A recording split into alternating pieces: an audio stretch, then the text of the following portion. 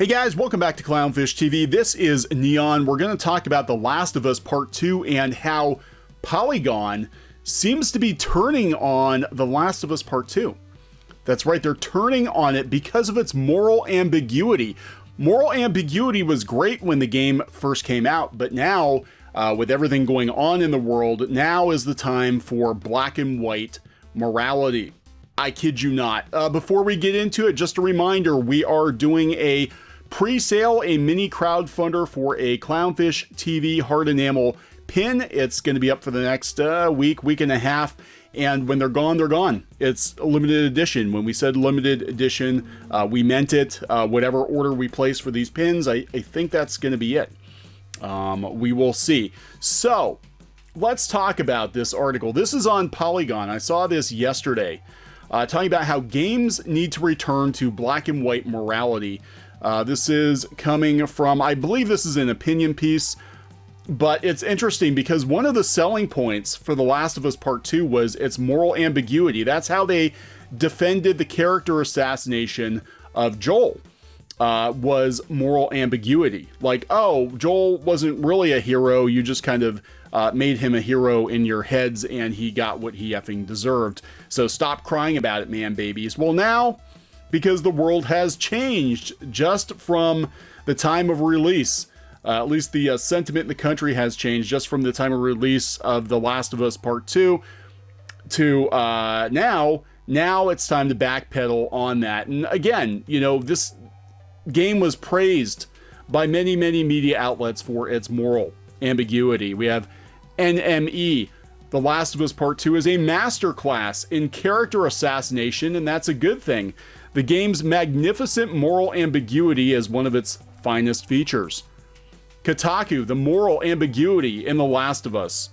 It was heralded as being a good thing for this series. And this is 2013. Here we have 2013 again, The Last of Us review, a lesson in true moral ambiguity. Last of Us Part 2 is a cutthroat look at morality in a grim and hopeless world. But now Polygon says games need to educate us. Games need to preach to us. They need to teach us right from wrong. We need to return to Mario stomping Goombas. We don't need to examine the lives of the Goombas to identify with the Goombas, because maybe the Goombas don't deserve to be stomped the way they are by Mario. Maybe the Goombas are actually good people. I think they fleshed them out in Paper Mario, didn't they? That there were some good Goombas. You know, it's kind of awful that Mario's just stomping them all. But here we go. Games need to return to black and white morality coming from Polygon. They're talking about the gray morality of prestige games like The Last of Us Part 2 and BioShock Infinite, featuring characters that are a menagerie of trauma and barely disguised flaws, never able to rise above their own worst impulses. Their personalities blend together like sloppy gray sludge. The good guys are bad, the bad guys may be good or at least well-intentioned, and it's all, well, gray. Guess what? That's kind of how the real world works. I think the more realistic a game becomes, the more realistic the characters become, and the truth is, none of us are pure good. None of us are pure good. Some of us are better than others, but none of us are pure good. And what we might deem as being good by one set of social norms might be the opposite by another set of social norms. I mean, you know, I'm just saying, if you want, you can't call for games to be more realistic and then be like, well, we can't have moral ambiguity. But I'm going to tell you what the actual purpose of the article is. They build up to it, and then we get halfway through the article, and it's basically a call for more preaching, more education, more indoctrination into what is right and what is wrong. Talking about, you know, stories being inherently moral. Most AAA games lend credence to the argument that moral ambiguity inherently makes for richer, better narratives. The Last of Us Part 2 was certainly a success, and the Far Cry series shows no sign of slowing down. One author takes a step further by eschewing the concept of good and evil altogether in fiction. Despite the recent preference for gray stories, however, black and white morality has always been hardwired into our consciousness. Stories are inherently moral. That can be seen in how we are instinctively drawn to those we admire and define as heroes. No matter how much developers prefer heroes and villains that are sympathetic, games already implicitly frame characters as heroic or villainous. I don't know, there have been a lot more games lately that are letting you play as the villains. You know, even if they go out of their way to get us to sympathize with the villain or question the hero's motives. In these titles, the good guys, it should be noted, almost always win, even if their actions may not necessarily be moral. Joel from The Last of Us still garners plenty of sympathy despite his excessive rampage and outburst throughout the series. The tension of the game's brutal final act comes from the contrast between how we have been led to perceive him and his actions in the most important scene in the game. But that decision loses impact unless we already mark him as the hero. The twist is emotionally resonant only as much as it contrasts with our expectations of Joel as the hero we're rooting for. This is all the more evident in the latest Last of Us Part 2, where Joel's decisions and ultimate fate have still largely been met with sympathy, etc., etc. We're talking about Game of Thrones, and we get down, we talk about The Witcher, talk about how Undertale lets you choose being good or evil. We keep going and going and going and going, and then we get to what the purpose of the article is. This is what's driving this article. Black and white morality in real life. The concept of black and white morality doesn't just remain within the fictional realm. It has the capacity to influence how we frame and perceive real life events that have taken place since the release of The Last of Us Part 2. Unlike fiction, allowing a sense of moral dilemma over both sides, particularly in the current era of burgeoning social change, reinforces the kinds of false equivalencies that might slow down social change. Do you see where this is going? Now The Last of Us Part 2 is problematic because if you root for who they consider to be the bad guys, you yourself might be hindered and not open to social change. Consider the media's fixation on telling inspiring rags to riches tales of billionaires in AAA studios, even in the face of discomforting details about profiting from underpaid and oppressive labor practices. This article is an infomercial for Marxism. That's what it is. That's what it is. So now we're throwing The Last of Us Part 2 under the bus to give you a lecture on our political leanings. This isn't video game journalism. This is a Jack Chick track for socialism. or the sightings of police officers kneeling alongside protesters. A scene reminiscent of redemption arcs of anti-heroes. Except in this case, it's often alleged to be a publicity stunt before the police brutally begin again. Defense of the police and their violence appeals to our familiarity with the paradigms of gray and many stories about moral ambiguity as well. It's akin to a shield of incorruptibility. Good people can do bad things sometimes without being immoral themselves. What's also perfidious is the implication in gray stories that goodness is just a hair's difference away from badness. When it's a perspective steeped in privilege, the oppressor is multifaceted as the oppressed, and the hero as capable of evil doings as the villain. Aren't you framing yourself as the hero then?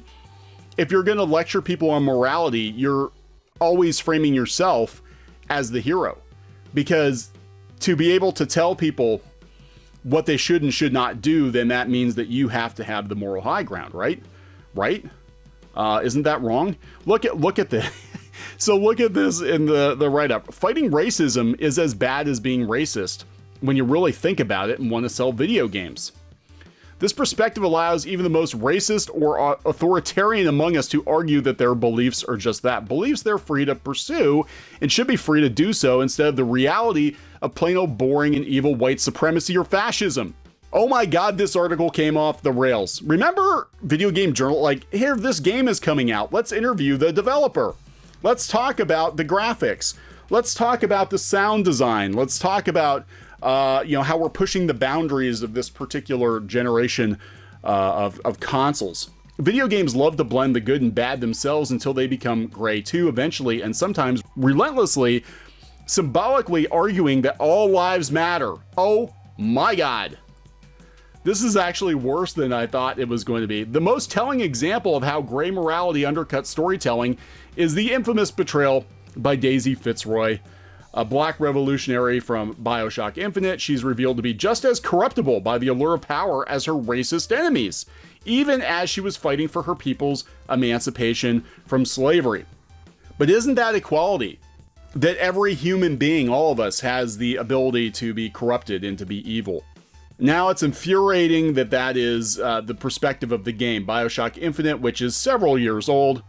We see this in modern politics all the time. Politicians who take away healthcare. Oh my God.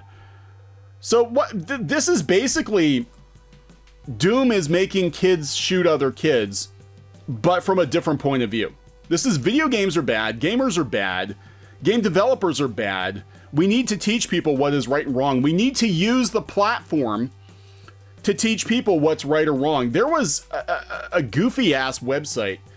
I don't even think they're updating anymore. No, they're not. New Normative Progressive Gaming. And we used to joke about this site all the time. I thought it was a troll.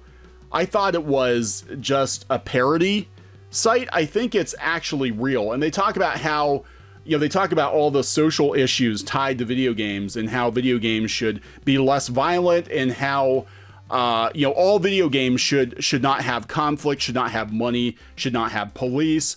All of this really, kind of alien concepts, because video games are by their very nature competitive.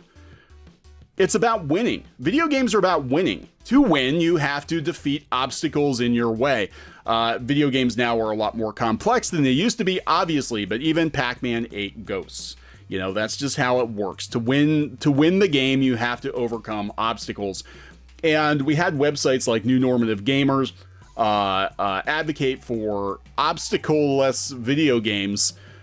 Video games without money because capitalism's bad. Video games without police. Video games without any kind of real conflict and with a healthy dose of social justice. And that's what this is. This is why, gaming and comics and anime, or at least the journalism, they're telling you what they want the industry to be. And mostly it's about platform. If you read between the lines of this article, video games, AAA titles like The Last of Us Part 2 are a massive platform that we could use for social change. Why aren't you doing it? Why aren't you using your platform for social change? Because all I think about day in and day out, again, me paraphrasing the author, all I think about day in and day out is how to affect social change in everything. And those AAA titles, these game developers with their massive platform, they too should only think about affecting social change. That's literally, profits be damned, because capitalism is awful. You have to think about social change. You have to use your platform and take people's money to push social messaging. I mean, this article could have been written in 2014. This is the kind of shit that, as I understand, Gamergate was pushing against. I wasn't there for that, but this is like one of the most ridiculous. I mean, Polygon has actually had some pretty decent articles lately, but this is basically like games with moral ambiguity are bad because I think it needs to tell people what to think. The games aren't telling people what to think. That's what it boils down to. So don't play the game. Don't buy the game. Because nobody wants to pay $60 for a piece of propaganda. And that's what this is. It's Marxist, socialist propaganda disguised as a video game article. This is right up there with the same kind of hit pieces we've seen against gamers on sites like Time. Time Magazine had an op-ed piece by some Karen who was completely offended that her kids were using gaming vernacular, that she had to school her young boys on how not to be toxic because of video games. I mean, come the fuck on. Come the fuck on. All right, I'm gonna wrap this up. Please subscribe for more pop culture news, views, and rants, and we'll talk to you guys later. Hey guys, thanks for watching Clownfish TV. Please consider supporting the channel. Go to clownfishsupport.com. That's clownfishsupport.com. And if you want to join our community, go to clownfishtalk.com. That's clownfishtalk.com. Please subscribe, ring the bell for notifications. We will talk to you next time.